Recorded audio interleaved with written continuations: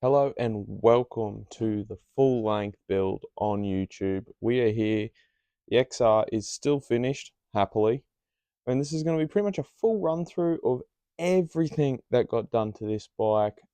It will be just parts of all my other videos, so there will be a lot of skipped parts. But if you have any questions, put it in the comments down below, and we will run through them. I'll answer any questions that you guys have. I built the whole thing myself. Yes, the powder coating was sent away, but let's get started and get into it, and let's go back to the beginning. So when we first got this, it was actually still registered, but the old owner sort of had bought it off his dad, who was actually the original owner of the bike. It was in pretty rough state, but it was still registered in Queensland, which means it was still being used on the road. He was saying he bought this tank for it because his old fuel tank had a leak. I've fixed that, so now I can swap between the two tanks, and it makes life way easier because I can go from long range to short range whenever I feel like.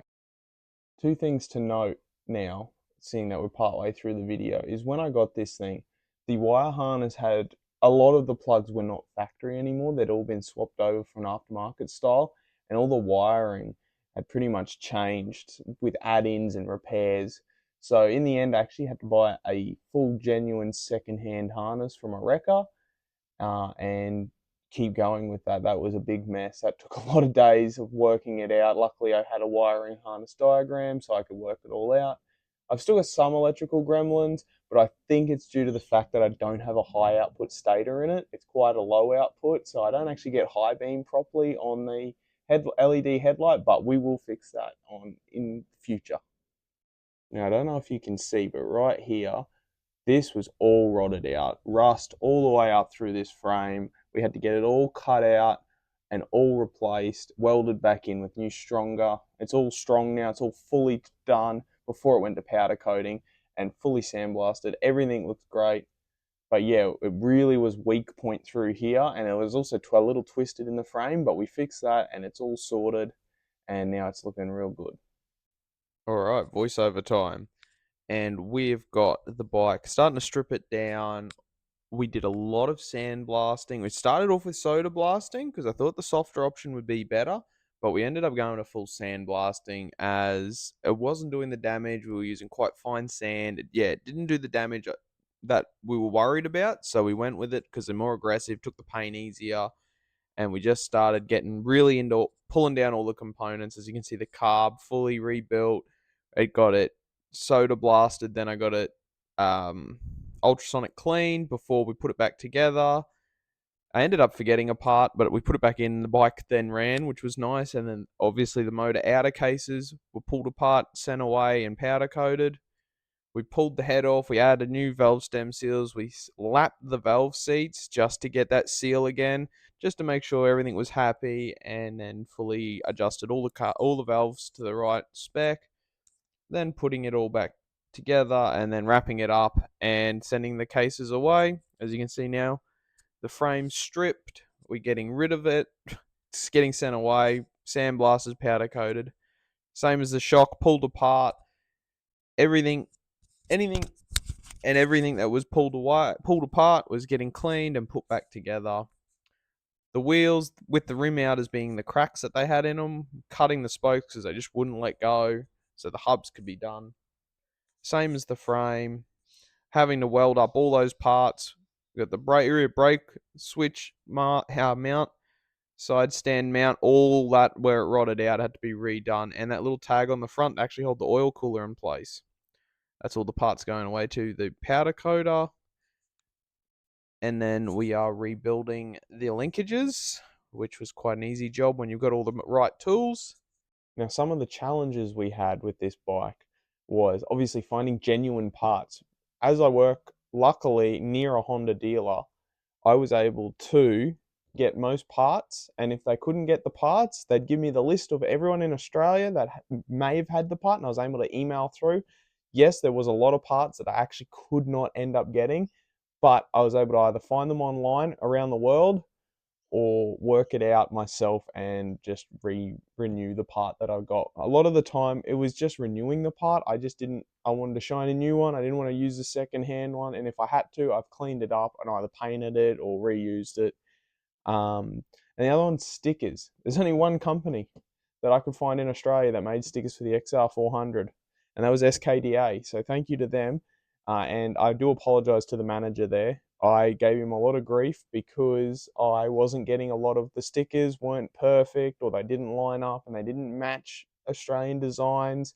They were used for the US headlight and the fuel tank. That was actually just a custom square, big square. And the first set we got was way too big, so we shortened it out by about 20 centimeters each way, and it come up good, but I ended up still cutting the top half off due to the fact that it was just not looking nice with all the curls of the tank. It just didn't work, so we had to replace that. And with the powder coating returning, we've gone with a nice deep bronze, black, and red only on the rear shock spring. Black and bronze was sort of the go-to, with the highlight being the red on the bike. If you can tell by my car as well, anything white, red, black is just my favorite combo, and that little bit of bronze really sort of shines through, especially on the engine cases here. If you can look at that, that's very, very stand out. It stands out. It shows that work's been done and it's been taken care of properly.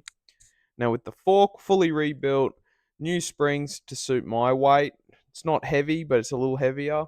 I actually Raptor coated the bottom of them because when I Raptor coated the trailer, I just thought, oh well, it's tough. It's going to take it. And yeah, here's the wheels built. We went with XLA 60s, which is the best you can buy. Just because I wanted the toughest, I wanted the best. I wanted to not deal with shit later on. So we'll see how they go. And then here we are just doing the swing arm bearings. And once again, the Motion Pro tools just make it so easy. I normally struggle with these, but this was the first time using them and they were great. I'm never not using them again, even though I had to learn how to use them on this trip, on that job. It just made it so easy. But yeah, here we go, putting it back together piece by piece. It was a long process because we're following the workshop manual. We're talking everything to spec as we go that we didn't have to touch again. And anything that was getting touched again was sort of just finger tight. But yeah, as you can see, putting the old bars back on because I didn't want to didn't want to damage the new ones. And once the new Renthal twin walls were on, I just started. You could really start to see the bike coming together now. And with the wiring harness, is actually the old wiring harness still, because at this stage I hadn't found the issue with all the other wiring of actually having no spark.